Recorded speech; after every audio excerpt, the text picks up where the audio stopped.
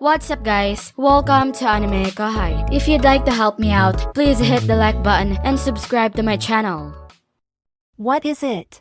With a tone that suggested she was eager for this to end, Velgrand asked. Oh my lord, about our present emperor, Sir Rudra. I wanted to ask some questions. What is going to happen to him? She had a flash of recognition on her face. Ah, I see. You guys can't really perceive someone's soul essence, I suppose. For now, Rudra is just a shell. Deep within my dear Masayuki, the soul of the real Rudra has gathered. Oh, me? You, exactly. You were Rudra, even though you might not remember it. That's the reason I love you. And I'll do everything I can to get you to love me back. Okay. Would any man be unmoved by a stunning woman saying this? Naturally not. Masayuki was no different. But that didn't imply their relationship would endure forever, even though she was obsessed with him right now. If only to make sure his luck held out, he made a promise to himself that he would work harder than ever. He would figure out later exactly what he would have to do. With this renewed determination, Masayuki soon found himself in the midst of another issue. Well, we should support Sir Masayuki's claim if he is our real emperor, isn't that right? What? It's true. Not easy though. Regarding ancestry, he is an entirely different individual. It's unlikely that claiming he's an illegitimate child will help. There may be more to it than we can completely ignore. Please hold on. But does it really matter? Sir Calgurio, you can deal with the military, I can mediate a settlement with the nobility. After all, I'm not going to tolerate any opposition on this matter. We also cannot afford to squander time on this. The empire as a whole will fall if we fail. Calgurio threw in his support right away. Bernie raised a possible problem, and Minutes proposed a workaround. Because all three leaders were prepared to commit their entire strength to this, Masayuki found himself, through no fault of his own, edging closer and closer to the throne. Well, Masayuki, it seems like you have a big job now. Do I really have the option to say no? Most likely not. He gave in. After all, it was the beginning of yet another chapter in his unfortunate life.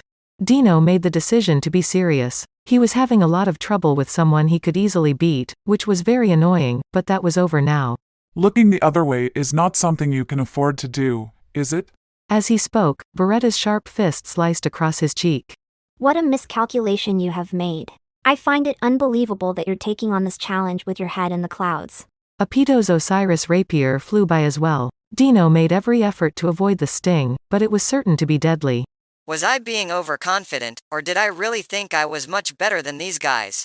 I didn't believe I would be having this much trouble, even with two opponents at once. After slacking off for so long, Dino wondered if he had grown weaker and felt a little insecure. He still possessed the strength, but not the self-awareness, as evidenced by the fact that he had the time to consider it. Apito had developed an almost prophetic sense as a result of her work with Hinata. The ability gap between Apito and Dino was clear, yet Apito was still a formidable opponent. Apito attacked from behind while Beretta shielded him. Occasionally, Beretta would also join the assault, allowing the two of them to get to Dino.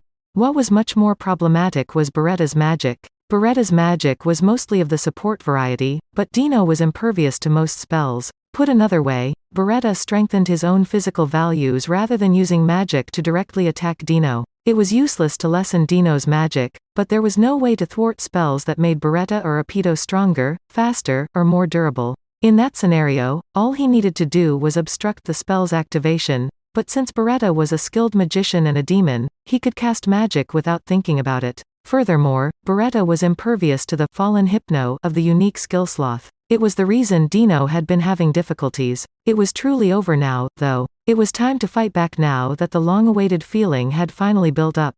Silence. You speak so highly of yourselves, two people working together to intimidate a weak man like me.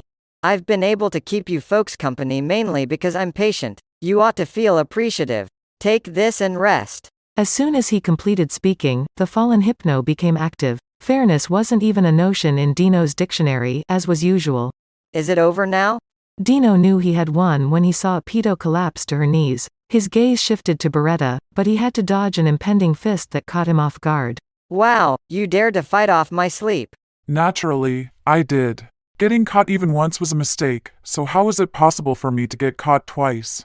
Beretta was able to create a countermeasure since the demon race was immune to anomalies. With his unique skill, Double Crosser, he was able to reverse the sleepiness. Really? Well, it's unfortunate for a pedo, but I'll just let her die and resurrect. Beretta didn't lose her cool in Dino's presence. He was so diligently following the logic of victory, and it impressed Dino more than it dismayed him. I still can't believe he's managed to keep things even with me up to this point. Not because of me, but more because Beretta and the others are really excellent. If so, I'll have to utilize that. There was a secret move Dino could do. There was no other option now, even if he didn't want to use it because it would bring back horrible memories. I'll be honest. You should be pleased with yourself for getting me to take you seriously. Dino unleashed the force he had sealed away as soon as he yelled this. Heavenly King Astarte is the ultimate skill Veldanava has bestowed on him. Confirmed. The evolution of the unique skill, Sloth, and the creation of the ultimate skill, Heavenly King Astarte. Successful. Dino's Sloth possessed a unique quality in that his strength increased with his regular laziness. Stated differently, energy could be accumulated. Using this as an advantage, Dino evolved the special skill, Sloth, into the ultimate skill, Sloth King Belphegor.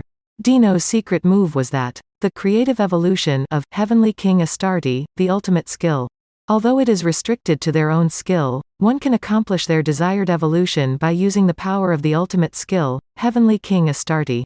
There were other factors at play, but Dino was especially concerned with preserving his ultimate skill, Heavenly King Astarte.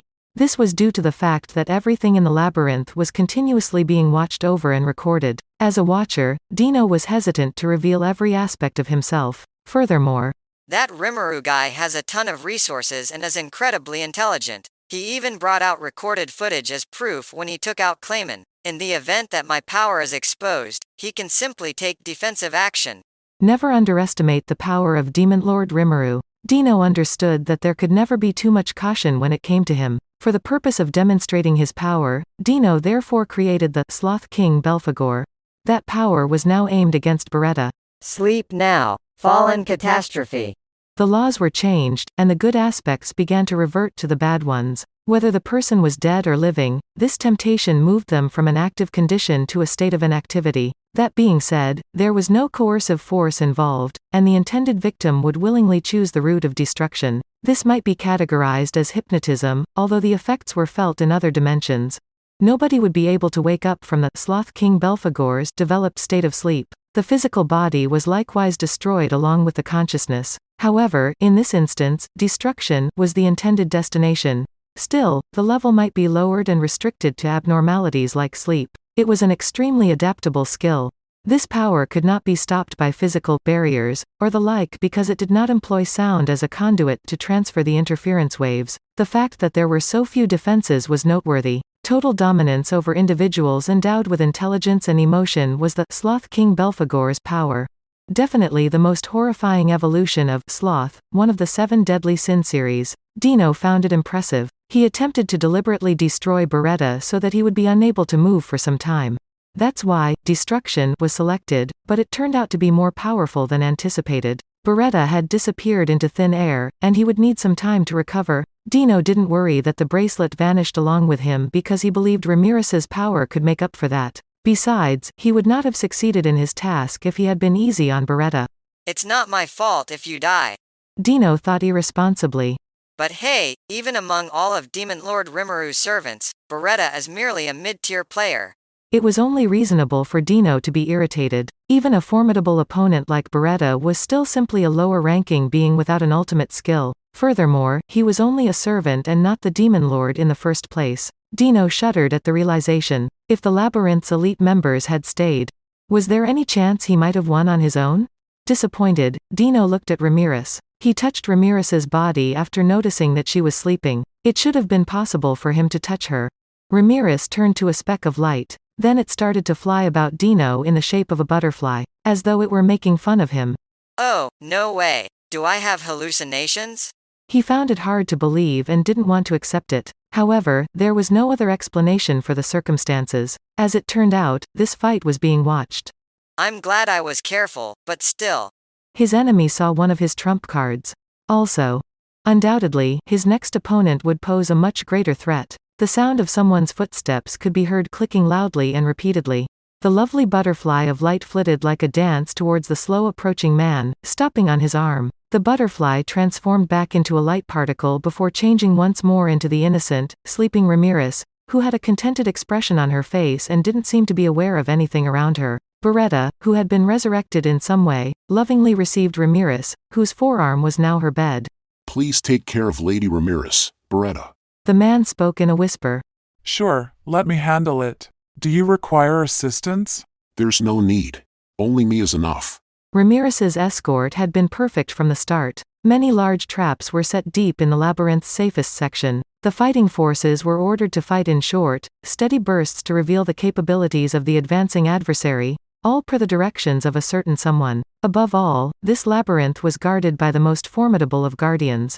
Veldora had given his faithful follower and confidant the task of protecting Ramiris before departing the labyrinth. It was just Ramiris who was unaware of it. And right now, that individual went on the move. The Mist Lord, Zegion, was the figure in front of Dino, the ultimate powerhouse in this labyrinth. For the purpose of his evolution, Zegion had cocooned himself, yet his mind was never asleep. He accurately understood the circumstances in the labyrinth in response to Veldora's plea. By using absolute defense, which was an enormous boon, he managed to make sure Ramiris was secure. Dino realized the same thing. Really, you had to be kidding. Dino felt those things honestly. A new adversary materialized just as he believed he had vanquished the last one, all the while intending to reveal his own hand. I had a feeling. Since Rimuru is such a crafty bastard, it makes sense that he would choose this strategy. This is the end of the operation. Forget about apprehending Ramiris. Now, Dino had to figure out how to get away on his own. Aside from that, when did he actually evacuate Ramiris? I noticed Ramiris talking the entire time I was in this room. Since she changed into a butterfly, she ought to have vanished by then, right? If such was not the case, Zegion had allowed Ramiris to get away in a manner that was hidden from even Dino. Yet if that's accurate, then, have I spent the entire time conversing with an illusion? If so, that was a serious issue as well. It was an odd situation. In addition to possessing the ultimate skill, Dino is an expert in hypnosis. Still, it appeared that Zegion had left Dino in a hallucinatory state, something that shouldn't have been conceivable in the first place.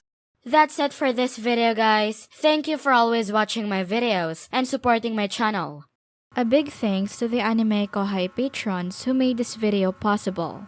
Alfonso Smith, Donald Williams, Moab A, Sesh, Guy Ensley, Simon Rode, Emperor WSA, Mika Espinosa, George Hage, Pratik Bandari, Ara Dare.